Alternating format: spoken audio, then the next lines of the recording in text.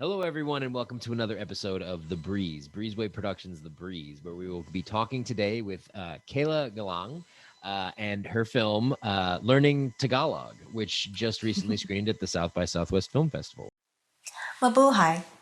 Welcome to Learning Tagalog with Kayla. My name is Kayla Galang, and I will be your teacher for this course. I'm excited to teach you Tagalog, the official language of the Philippines. Today, we're going to start with conversational phrases and common expressions. Let's get started.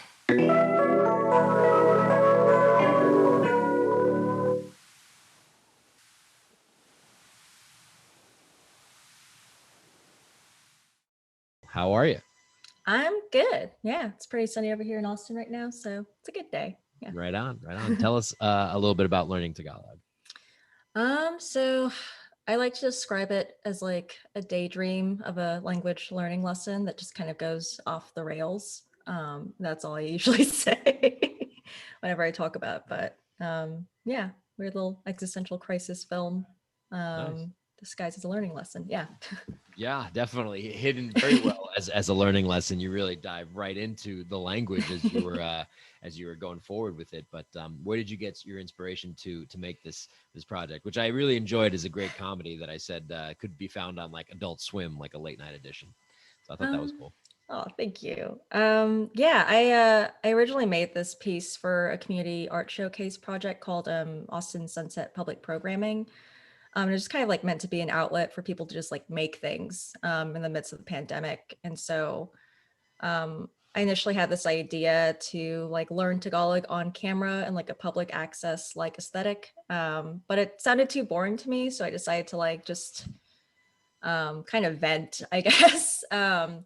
So I like did this like weird little like stream of consciousness and turned that into the script. And I just like noticed, what I was sad about, what I was bored with, like all the little joys I had to cope. And so it was like a weird little catharsis that I made.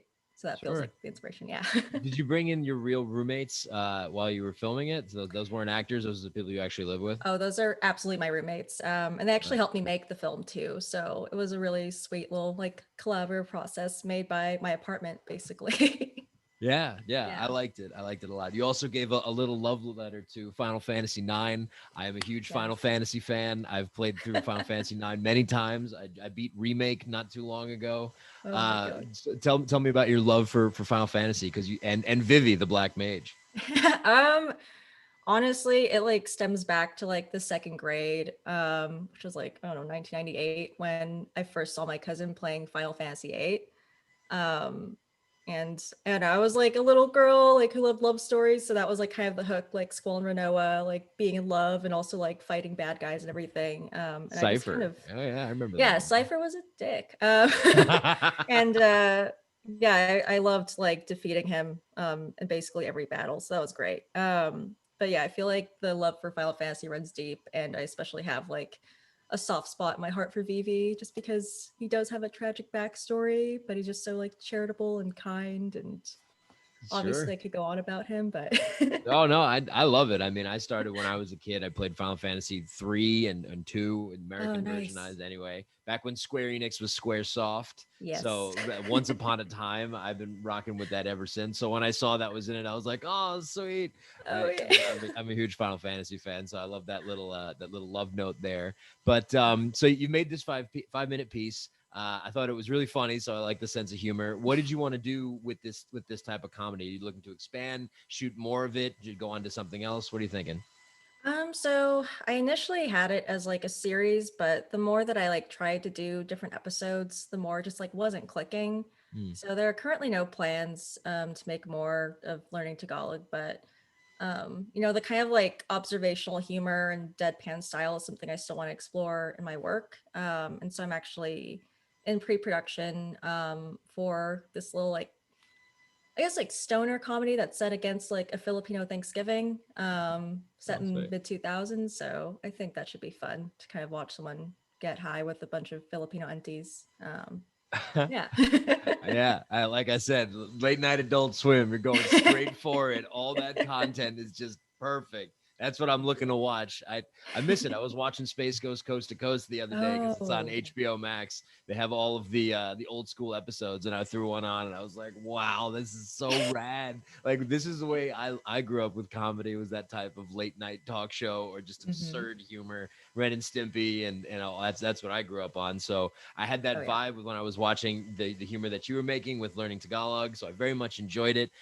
South by Southwest has wrapped up. Do you have plans for future screenings, or is it just going to be like where are you going next?